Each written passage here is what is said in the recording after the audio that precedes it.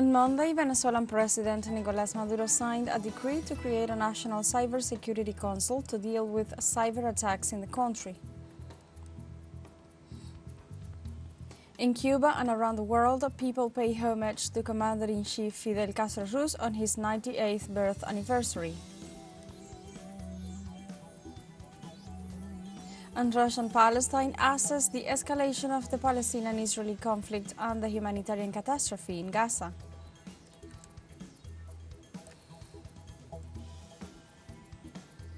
Hello and welcome to From the South. I'm Alejandra Garcia from teleSUR studios in Havana, Cuba. We begin with the news. On Monday, Venezuelan President Nicolás Maduro signed a decree to create a national cybersecurity council to deal with cyber attacks in the country. During the Defense and State Council that took place on the same day with members of the Military High Command and the Executive Cabinet, the head of state said that the measure seeks to guarantee the liberation and protection of all the country's technological command systems. He added that all institutions, public and private, must be freed and vaccinated against cybernetic warfare. In the same session, Jorge Rodriguez, President of the National Assembly, said that the Parliament will discuss a package of reforms to regulate the use of social networks in the country, a measure that is also advancing in other nations of the world. The Venezuelan President Nicolás Maduro stated that his government is a defender of the United Nations Charter.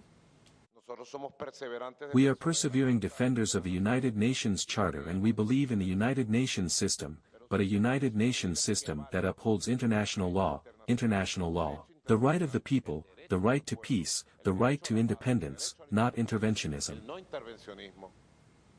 Also, the Executive Vice President of Venezuela denounced that the acts of vandalism that took place in the country after the presidential elections were a consequence of the irresponsible calls of the opposition María Corina Machado and the former presidential candidate Edmundo González.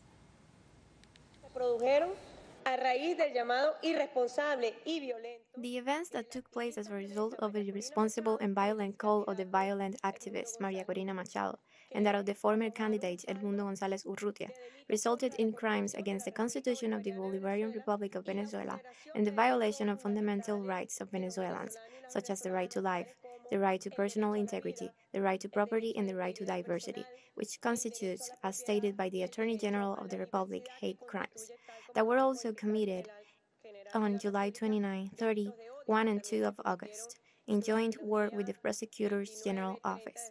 We have as a balance of the lethal victims, fatalities, 22 people whose cases have been duly substantiated. 22 personas que han sido debidamente sustanciadas. In addition, the Attorney General of Venezuela pointed out the seriousness of the hate crimes committed against the people of Venezuela by persecuting and attacking citizens for their political orientation in favor of Chavism.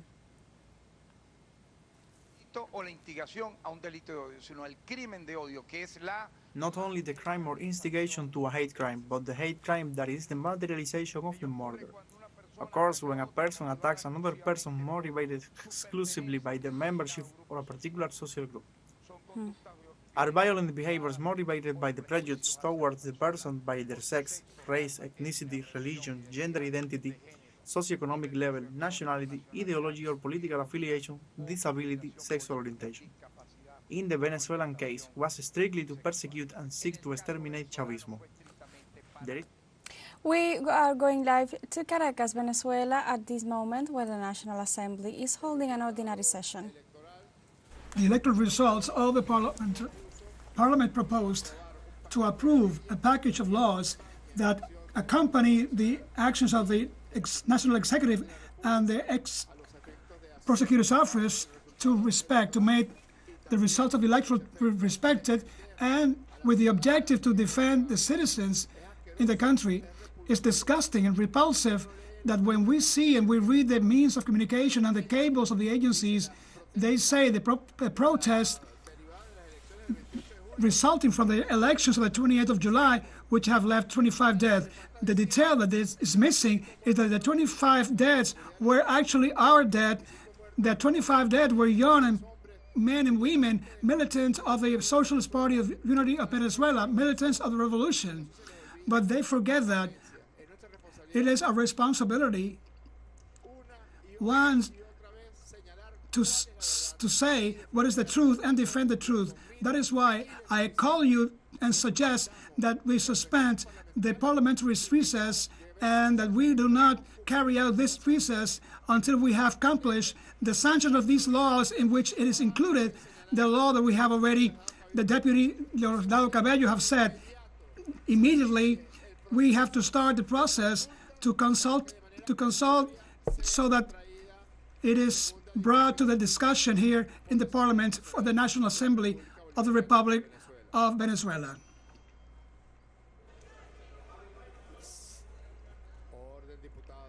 Please order. We haven't finished yet. We have to. Second point in the agenda. We were live to Venezuela. Caracas, as the National Assembly is holding an ordinary session. The President of the National Assembly, Jorge Rodriguez, informed a group of regulations aimed at confronting the spread of hatred, terrorism and fascist expressions in the country. At this moment, let's take a short break, but remember you can join us on TikTok at teleSUR English, where you'll find news in different formats, news updates and more. We'll be right back. Stay with us.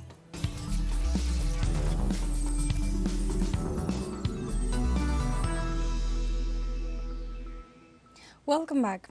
On Tuesday, August 13th, people around the world pay homage to Commander-in-Chief Fidel Castro Ruz on his 98th birth anniversary. In Cuba, citizens carry out different activities to honor Fidel Castro's work and legacy. Early in the morning, people from across the country gathered at the Santa Ifigenia Cemetery to lay a wreath of flowers to the grave where Fidel's ashes rest. In other parts of the world, citizens also pay tribute to Fidel's actions in the fight for a more equal and peaceful world. In China, Fidel's contributions to biotechnology were acknowledged. The Union of Cuban Residents in Argentina highlighted the example of the historic leader of the revolution and have been carrying out different activities since Sunday to honor the day. Celebrations alike were also held in other areas such as Russia, Nicaragua, Bolivia, Vietnam, and many others. Venezuela joined the day of homage dedicated to Commander-in-Chief Fidel Castro. In an official statement, the Bolivarian nation celebrates with revolutionary fervor the 98th anniversary of the birth of Commander-in-Chief Fidel Castro Ruz, remembering his rebelliousness, thinking inspired by Martís and Bolívar's ideas. The legacy of Commander Fidel Castro has transcended the history of our America and the world, and today continues to be one of the main inspirations that allows us to move in the midst of the battles in favor of humanity with commitment and strength to defeat any difficulty. From Venezuela, we join the sentiments of the Cuban people. Its President Miguel Díaz-Canel and Army General Raúl Castro certain that the socialist revolution undertaken by the immortal Commander Fidel will continue to be that beacon of dignity for all those who aspire to build a better, just and non-interfering world.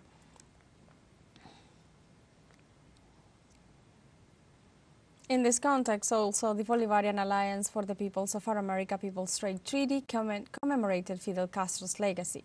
In this regard, on social media, it posted, "The peoples of the ALBA TCP commemorate the 98th anniversary of the birth of Commander Fidel Castro, historic leader of the Cuban Revolution, who traveled a long road to achieve the liberation of Cuba and defend the sovereignty of his country that was under the tyranny of the U.S. Empire.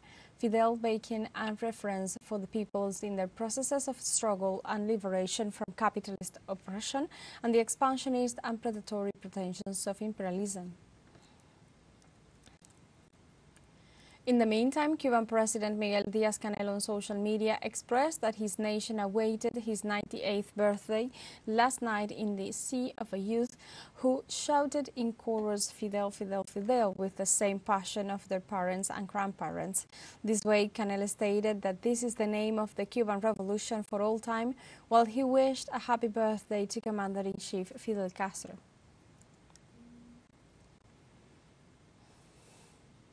The historic leader of the Cuban Revolution was an advocate of Latin American integration to confront imperialism. As faith to his view, we invite you to listen to a fragment of a speech by Fidel Castro during his visit to Caracas on January 23, 1959. Estos pueblos de América saben que su fuerza interna está en la unión y que su fuerza continental está también en la unión. Hay que unirse cada vez más, hay que estrechar cada vez más los lazos de pueblo a pueblo, y a eso he venido a Venezuela, a traer un mensaje no de casta o de grupo, sino un mensaje de pueblo a pueblo.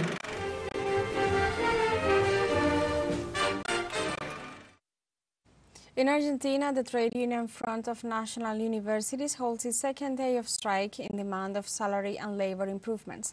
President Javier Milei's policies affect 60 national universities where nearly 190,000 professors work and 2 million youngsters study in a context of political and social crisis. Workers from all university unions and federations joined the protest to demand an adjustment in education at national level. The strike of universities responds to the situation that the sector is going through after 7 months of systematic adjustment and attacks by the Milei administration. On Monday, Uruguay headed the 7th meeting of the Mercosur-China dialogue mechanism to strengthen ties between nations. The meeting was held in the Uruguayan capital of Montevideo with the objective of reaching a free trade agreement with China. For his part, Uruguay's Deputy Foreign Minister Nicolás Albertoni presented investment proposals aimed at relaxing Mercosur's rules to open the bloc to the world and meet its own expectations of trade openness.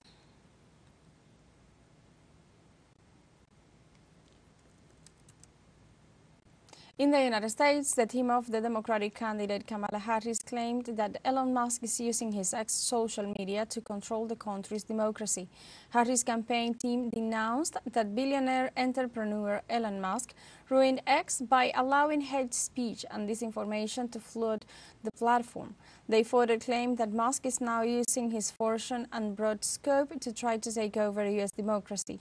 The billionaire held a live interview with former President Donald Trump on X, which was followed by over 1 million users.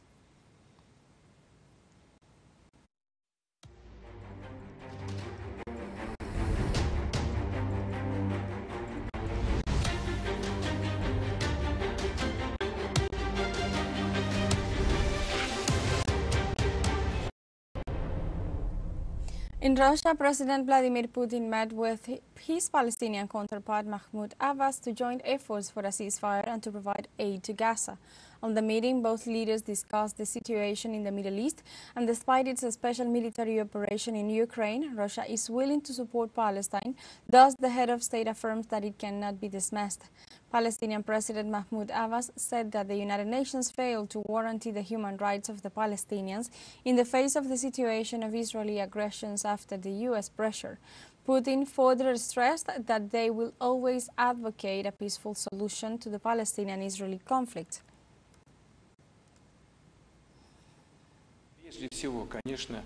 First of all, of course, we are concerned about civilian losses. According to the UN, these are already 40,000 people, mostly women and children. The United Nations claims Israel continues to block crucial humanitarian aid missions to Gaza. According to the multilateral organization, Israel has denied access to the Palestinian enclave to more than one-third of the aid missions since the beginning of August. The United Nations Security Council calls Tel Aviv's decisions a continuing cycle of deprivation and distress for the Palestinian population devastated by the genocidal operation. According to the latest report of the United Nations Office for the Coordination of Humanitarian Affairs, 198 people were killed and 430 injured in Israeli attacks in less than 72 hours, and adds that the blockade of coordinated aid undermines efforts to address urgent humanitarian needs. We have a second short break coming up, but before we invite you to visit our YouTube channel at teleSUR English, there you'll be able to rewatch our interviews, top stories, special broadcasting and more. Hit the subscribe button and activate the notification bell to stay up to date on the world's most recent events. Final short break, don't go away.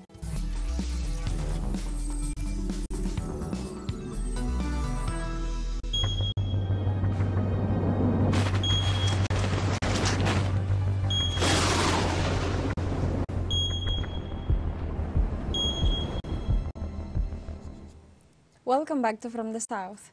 Greece is hit by heavy fires and extreme weather conditions. On Monday, the fire claimed its first fatality north of the country's capital. Fire authorities reported that the body of a 62-year-old woman was found in a store rust by the flames. The victim's acquaintances cannot explain why she waited until the last minute before leaving the store. The fire that hit the Attica region broke out on Sunday in the vicinity of Lake Marathon and has spread, raising several houses and establishments in its path. The European Union Monitoring Service has raised the number of hectares burned to more than 10,000. A 5.5 earthquake has been reported in the Syrian province of Hama. At least 25 people have been injured. According to the health director of the region, Maher Jonas, the victims suffered minor and medium injuries. Panic and fainting spells were also reported, especially in the city of Salamiyeh, in the closest city to the epicenter of the strong tremor. The quake struck at 11:56 local time, with the epicenter 28 kilometers east of the city of Hama, according to the Syrian National Earthquake Center. Authorities in Damascus, Latakia, and other provinces where the quake was felt say that no major damage has been reported.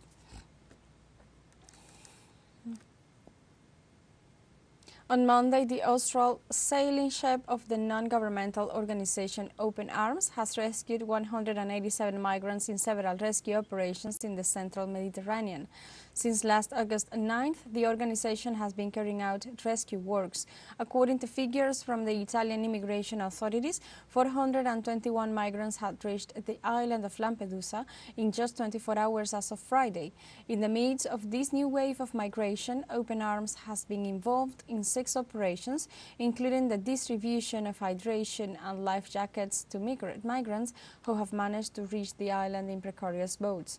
In one of the rescue missions, they saved the lives of 55 people from Tunisia, including children and babies in high-risk conditions. A resident of Mohammadpur went to court to file criminal charges against the former Prime Minister of Bangladesh, Sheikh Hasina, for the wave of violence on the riots. The Prime Minister resigned and left the country while violence and tensions rised on the streets. Therefore, a citizen resorted to justice to denounce the murder of an owner of a grocery store with whom he has a family relationship. The victim was killed by an armed attack. Besides, Prime Minister Hasina, the Secretary General of the Awami League Party, the former Home Minister and the Inspector General of Police are further being accused. This is the first case opened before the Bangladesh judiciary against the former Prime Minister who moved to India on August 5th this year.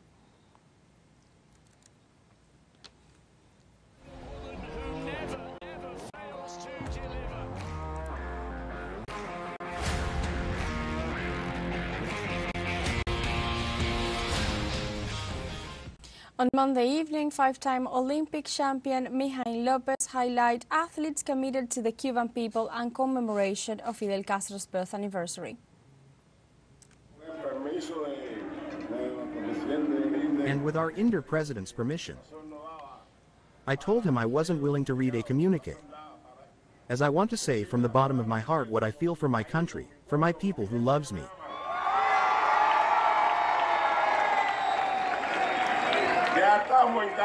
We are already at home. All the athletes who went with a unique mission that of fighting for our medals to reaffirm we are the best in the world.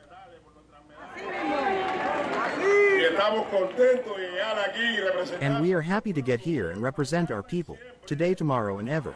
I won my 5th medal, I am retiring, but I will work on our continuity, so that all our Cuban athletes continue fighting for victory and continue giving joy to our Cuban people. So I ask for a round of applause on behalf of the birth anniversary of our undefeated Commander-in-Chief Fidel Castro Ruz.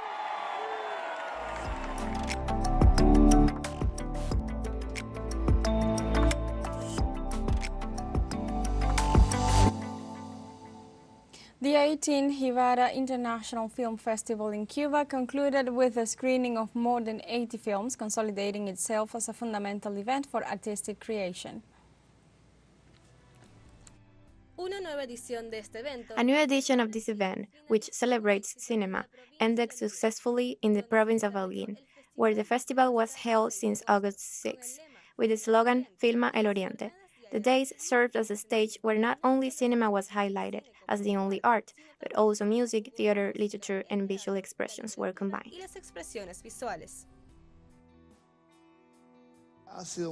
It has been very important to have achieved a Factory Award, a satisfaction of those who have participated in this because the quality of the project has been very important. The results of this award that the juries are making, the justice of this enormous diversity of awards, to have consolidated cinema in construction. I think this festival has been characterized by the level and quantity of theoretical forums and space, technology forums and debates. It has been an impressive thing and a very complete festival with all the artistic manifestations. We are really very satisfied with the result. The Jivara International Film Festival featured films from 25 countries, which presented works classified in different categories, including 11 fiction feature films, 22 documentary shorts, and 15 animated pieces. In addition to the invited nations, the festival was attended by Argentina, Venezuela, Austria, the United States, Iran, the Netherlands, the Czech Republic, among others. There were works of various types: fiction, documentary, short and long films. We were very pleased with the diversity of countries that were competing, of course Cuba, some co-productions with Spain and Italy, Mexico, Colombia, Peru, Brazil. There was a diversity that is always important because this diversity implies an interest in the festival in those countries.